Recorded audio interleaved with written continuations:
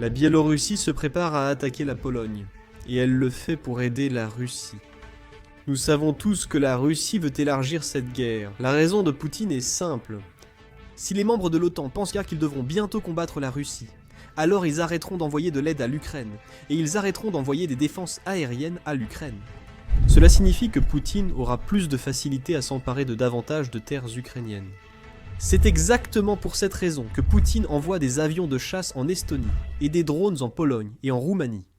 Et maintenant, nous avons le dictateur biélorusse et le petit copain de Poutine qui déclarent publiquement qu'ils sont prêts à faire la guerre à la Pologne.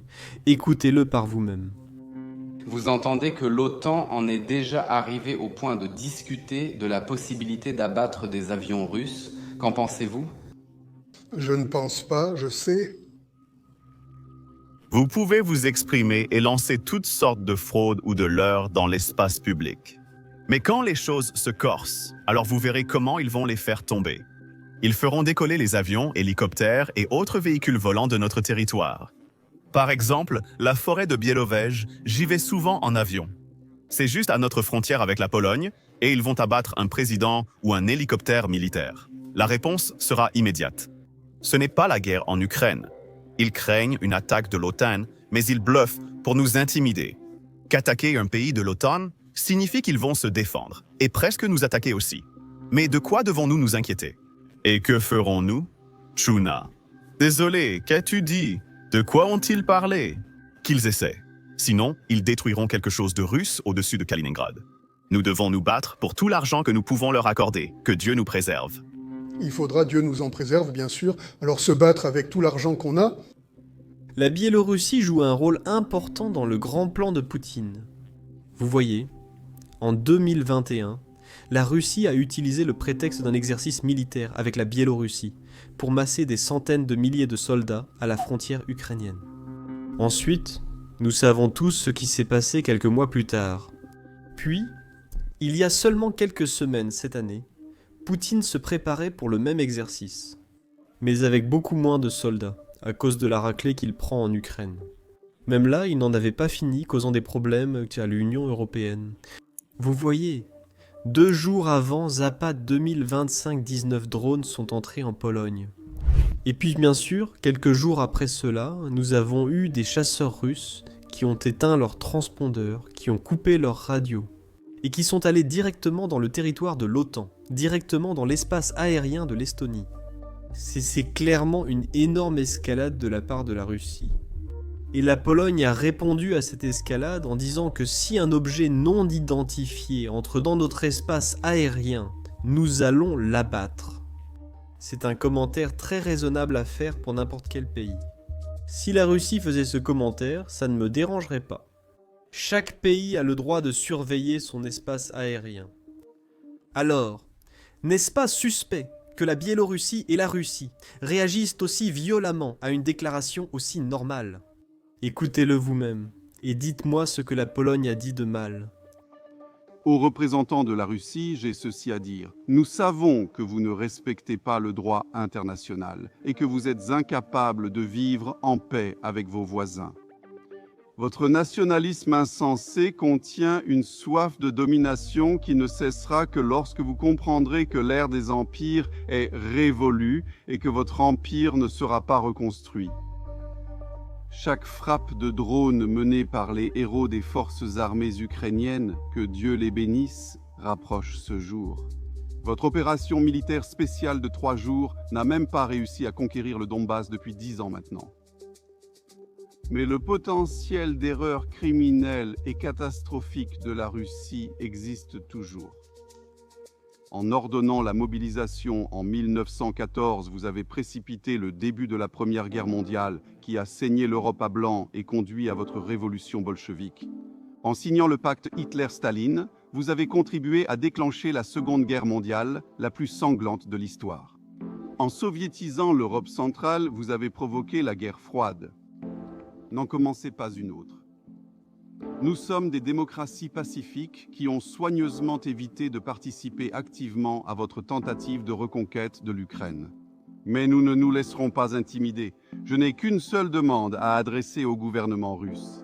Si un autre missile ou avion entre dans notre espace sans autorisation, délibérément ou par erreur, et qu'il est abattu et que les débris tombent sur le territoire de l'OTAN, je vous prie de ne pas venir vous plaindre ici.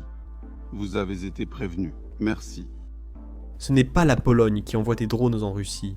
Ce n'est pas l'Estonie qui envoie des avions dans l'espace aérien russe. La Russie fait tout cela, et elle utilise la Biélorussie comme terrain de jeu pour le faire. Et ensuite, quand les pays de l'OTAN disent qu'ils vont défendre leur espace aérien et protéger leurs citoyens, Poutine pense que l'OTAN a déclaré la guerre. En réalité, l'OTAN n'a jamais rien dit de tel. Mais les dirigeants russes disent toujours qu'ils sont en guerre avec l'OTAN. Écoutez-le vous-même. Cela vient de l'Organisation des Nations Unies, il y a seulement quelques jours. Un autre exemple frappant provoqué par l'Occident est la crise en Ukraine, à travers laquelle l'OTAN et l'Union européenne veulent et ont déjà déclaré une véritable guerre à mon pays et y participent directement. Peut-être qu'en russe, directement, signifie autre chose que ce que cela signifie en anglais. Parce que si l'OTAN était directement impliquée dans cette guerre serait terminée. L'armée russe aurait été repoussée jusqu'à Moscou. En fait, le dirigeant de l'OTAN dit publiquement que nous ne voulons pas de confrontation avec la Russie. Nous voulons la paix en Ukraine, et nous ne voulons pas de soldats étrangers qui combattent en Ukraine. C'est Poutine qui a invité les troupes nord-coréennes à combattre en Ukraine parce que son armée perdait tellement. Aucune troupe étrangère ne combat pour l'Ukraine. Encore une fois, il y a des volontaires qui combattent pour l'Ukraine, parce qu'ils croient en ce pourquoi l'Ukraine se bat, la liberté. Aucun soldat étranger officiel ne combat sur le terrain pour l'Ukraine. Mais, bien sûr, Poutine a dû étendre cette guerre et faire venir des soldats nord-coréens. L'OTAN reste claire. Pas de confrontation avec la Russie. Nous privilégions la paix. Voici la déclaration. Nous sommes à une époque de confrontation. Nous n'avons pas cherché cette confrontation. Elle a été conçue dans des capitales cherchant à saper les États-Unis. Moscou, Pékin, Pyongyang et Téhéran. La Russie a ramené la guerre en Europe et s'est alliée à la Chine, à la Corée du Nord et à l'Iran pour accroître leur capacité et leur aptitude à exercer de l'influence. Mais l'histoire montre que l'Amérique du Nord et l'Europe, en travaillant ensemble, forment une combinaison gagnante. Nos adversaires le savent. Notre engagement indéfectible envers l'article 5 de l'OTAN, selon lequel une attaque contre l'un est une attaque contre tous, envoie un message fort. La raison pour laquelle cette guerre continue, c'est parce que Poutine veut toujours reconstruire l'Empire soviétique. Il veut toute l'Ukraine car il ne considère pas les Ukrainiens comme humains. Il les considère comme des gens qui sont censés servir le tsar russe, et il se voit lui-même comme ce tsar. Cela me rappelle une blague qui était en fait très populaire en Union soviétique sous Staline. Un enfant ukrainien est allé à Moscou. Quand il est revenu, sa mère lui a demandé « Comment c'était ?» L'enfant répond « C'était merveilleux. Tout dans la ville était fait pour le bien des hommes. Et pendant que j'étais là-bas, j'ai pu voir cet homme. » Malheureusement pour Poutine, cependant, nous ne sommes pas dans les années 1920 et il ne pourra pas faire ce que Lénine a fait. Cette fois, l'Ukraine a des alliés, et cette fois, la Russie n'a pas ce qu'il faut pour prendre le contrôle de l'Ukraine. Mark Rutte, le secrétaire général de l'OTAN, a fait une très bonne déclaration concernant ce que veut Poutine. Écoutons cela.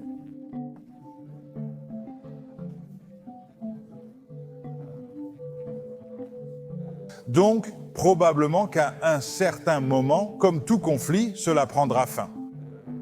Tous les conflits ne se finissent pas par une négociation. Pendant la Seconde Guerre mondiale, heureusement, nous avons gagné. Nous avons gagné la guerre froide grâce à Reagan et Thatcher. Je pense que pour l'Ukraine, cela finira probablement par des négociations. Mais ensuite, Zelensky doit savoir que son pays, à l'avenir, après un accord de paix ou un cessez-le-feu à long terme, sera protégé. Comme si cela ne suffisait pas, Poutine a encore reçu d'autres mauvaises nouvelles. Les États-Unis vont bientôt fournir à l'Ukraine des missiles Tomahawk. Ces missiles placeraient Moscou à la portée de l'Ukraine. La raison en est simple. Ici, aux États-Unis, tout le monde sait que la Russie ne veut pas la paix. En fait, la Russie ne veut même pas la paix. Même s'ils obtiennent un meilleur accord lors des négociations, ils veulent toute l'Ukraine et la seule façon d'arrêter cette guerre, c'est par la force. Si la Russie se rend compte qu'elle ne peut plus gagner de territoire par la guerre, alors Vladimir Poutine devra venir à la table des négociations. Et les États-Unis veulent une surprise. Ces mots ne viennent pas du président Trump ou du secrétaire d'État Rubio. Ils viennent du vice-président James David Vance, quelqu'un notoirement opposé au soutien américain à l'Ukraine dans ce conflit. Maintenant, il comprend que pour obtenir la paix, il faut renforcer l'Ukraine. C'est ce qu'il a déclaré. Donc, vice-président Vance, maintenant, Zelensky demande que les États-Unis vendent des missiles Tomahawk dans le cadre de cet effort aux nations européennes. Ils ont une portée de 1000 miles, ils peuvent atteindre Moscou avec leurs missiles guidés. Les États-Unis ont refusé cela. Le président a refusé ces demandes par le passé, mais maintenant, le président Trump a dit à Zelensky, je cite, « Nous allons travailler dessus ». Soutenez-vous cela? Comme l'a dit le président, Martha, nous examinons la question et plusieurs demandes européennes. Et encore une fois, l'une des choses que je trouve vraiment efficace dans la politique du président concernant l'Ukraine et la Russie, c'est qu'elle a forcé les Européens à s'impliquer de manière significative. Donc, comme tu le sais, Martha, nous ne faisons plus que donner de l'argent et des armes, mais demandons aux Européens d'acheter cet armement.